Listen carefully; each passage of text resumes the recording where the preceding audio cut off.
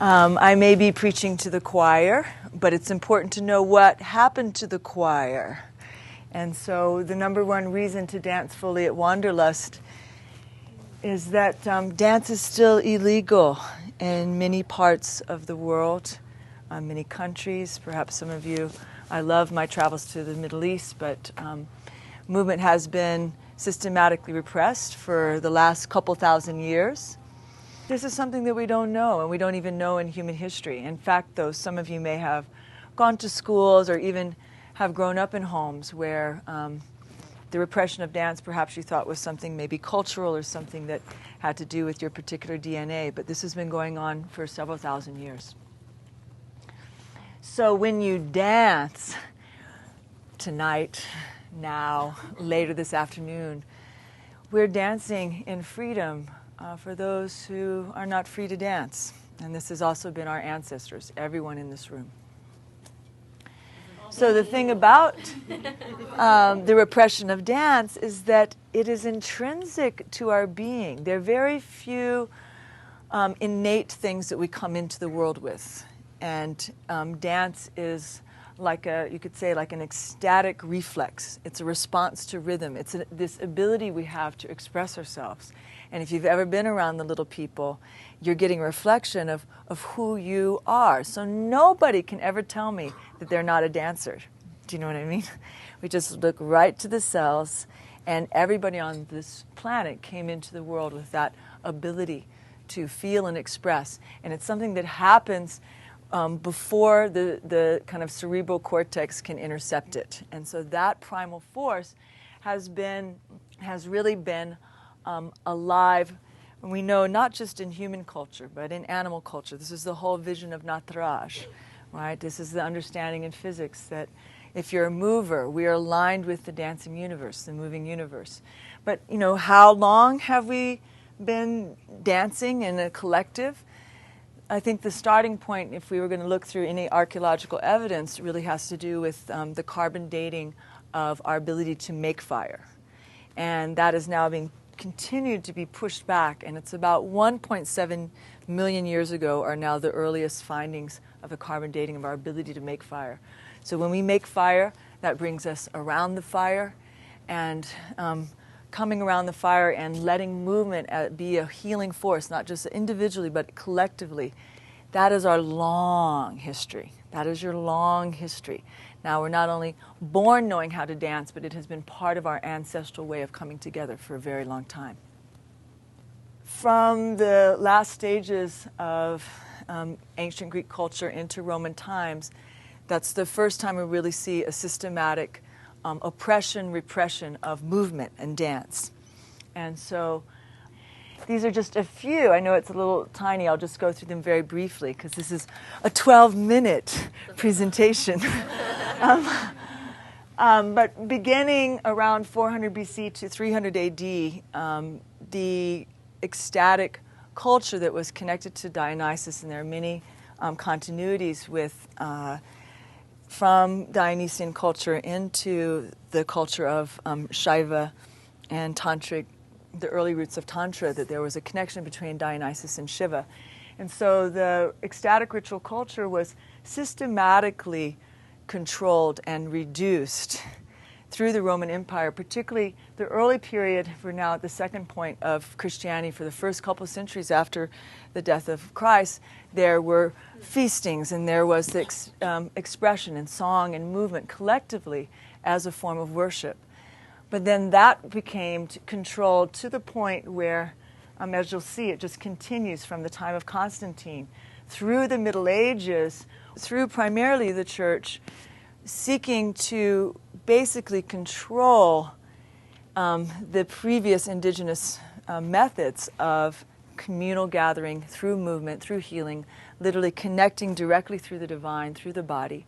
And so literally, I mentioned this in class today, some of the things that are extraordinary is you had to then wear your hair tied up.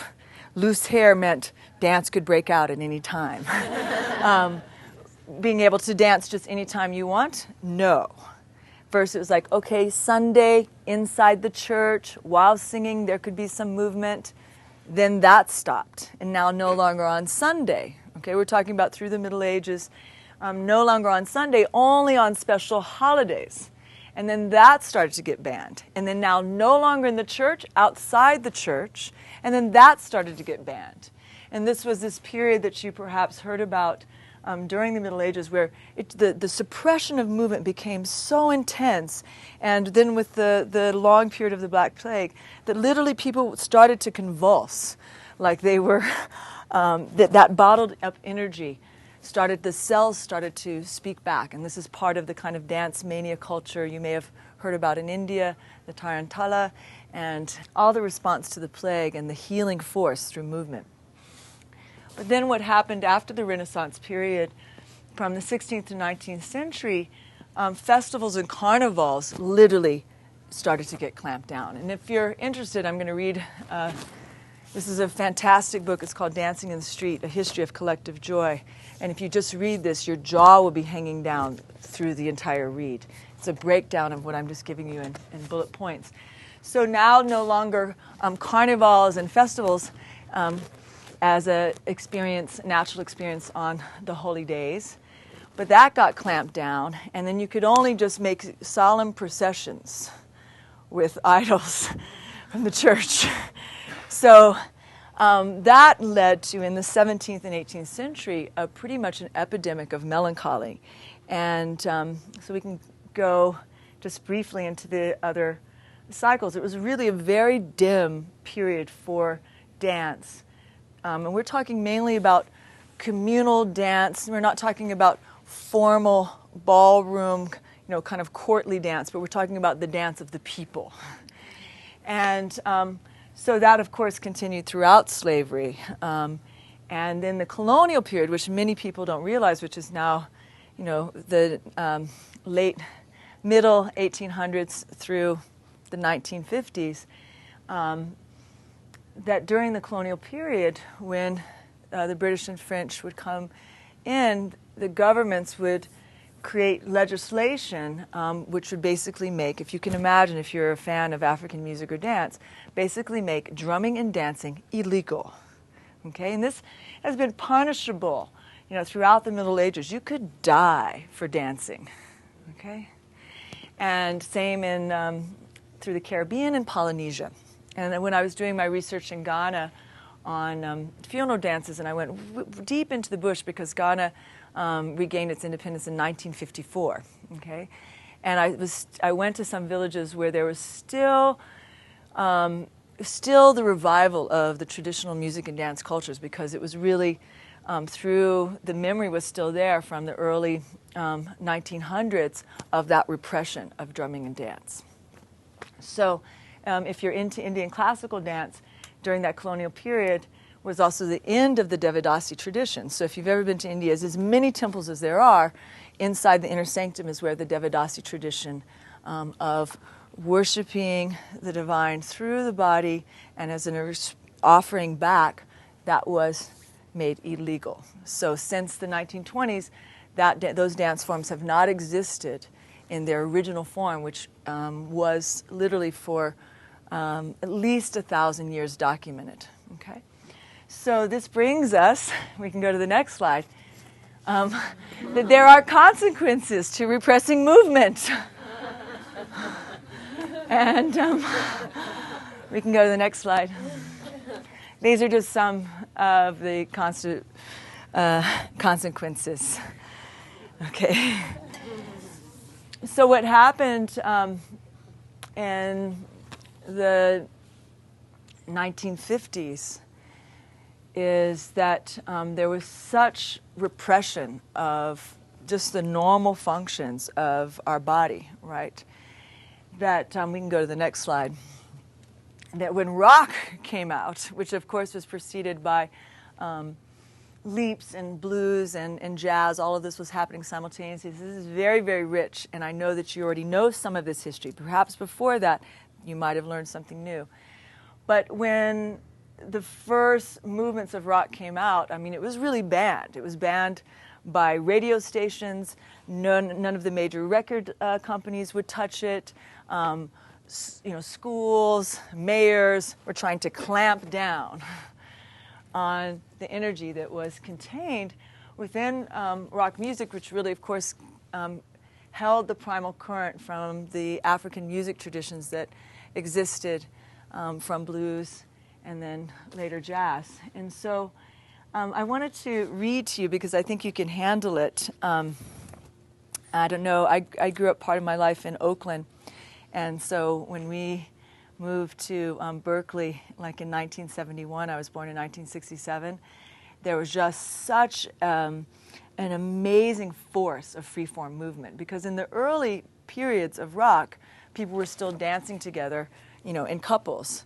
But really when things started to break out, it's really what we see now at the festivals now, freeform movement. And that expression, this is what Eldridge Cleaver had to say. He was the leader of the Black Panther movement.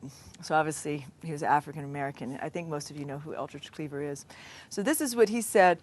He said, white rock fans, because he's observing all of this, right, in the late 60s and the 70s. He says, white rock fans are simply trying to reclaim their bodies again after generations of alienation and disembodied existence. They were swinging and gyrating and shaking their dead little asses like petrified zombies, trying to regain the warmth of life, rekindle the dead limbs, the cold ass, the stone heart, the stiff mechanical disused joints with the spark of life. So the thing is if you do have white skin, you're not offended by that, because the thing is your ancestors were carrying that primal current. And I think, if anything, we can go to the next slide. If anything, I hope it will encourage you when you are dancing to claim your birthright, to claim your ancestral right, to reclaim 2,000 years of repression of movement, and I mean at a very intense level, by death. And not just individually, but for us to come together is actually something, as a radical freedom that we kind of take for granted. And sometimes being on the front line, we can go to the next slide, and we can put on a little bit of music, that Isa Bagayoyo song. I think sometimes, because I know many of you are yoga teachers and perhaps lead some aspect of movement, and when you're on the front lines, they're inviting people to come back into that intrinsic movement, yeah? And then when you see the hesitancy, you know, the hesitancy or that loss of like what to do with myself, right? Right? I feel for that, because it's just a small barrier. And the barrier is really just in our mind. It's just in the filter of our mind, yeah? So let's just, on behalf of our ancestors, and perhaps some of our ancestors died dancing.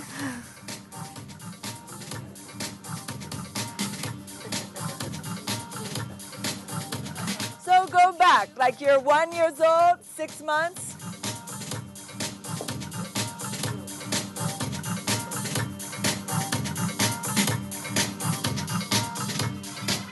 So festivals are the place where we're reclaiming that energy, yeah? We're reclaiming that energy, that freedom to gather together. And there's something that happens there, right, that is beyond the conceptual mind, right? It's a power that our cells must have, yeah? There is something about the main reason you see again and again throughout those examples is, why was movement repressed? Because it empowers. It empowers the intrinsic life force. So that's why it seems so insidious, you know, because most of the time it's harmless. And you have to know that during those Middle Ages time that sports were also banned. You have to know that. Because a lot of us channeled, this happened to me when my dance died, I became more of an athlete, because it's another kind of dance. But even that was suppressed. In preparing for this, I do feel a kind of spark has happened inside me, and even though it's there in the way that we offer yoga, I feel like that we need to know this. Yeah, so I'm going to meditate. Through the dance, I'm going to ask the Great Spirit to inform me, because that's really what happened, what you see in indigenous culture, what was there in early Christianity, which is still there in the revival. You know, I'm sure some of us have been to some Baptist churches where there's lots of movement now that's come back, because you cannot repress the Spirit. Yeah, cannot repress the Spirit. So I encourage you, when you find that, to see it on behalf of everybody, to release that, to not just accept that, oh, my inhibition is, oh, well, you know, cool people are inhibited. I didn't see that last night with Moby. I saw, like, wow, power. And I think he's our next speaker, which is just amazing, to be followed by such a force that, you know, gets the communal dance energy happening again. And this is what we can see all around the world, is the dance is back, full on. And we want to thank Jeff Krasno and Wanderlust for giving us the communal spaces back again, the yoga of movement. Thank you so much. Thank you.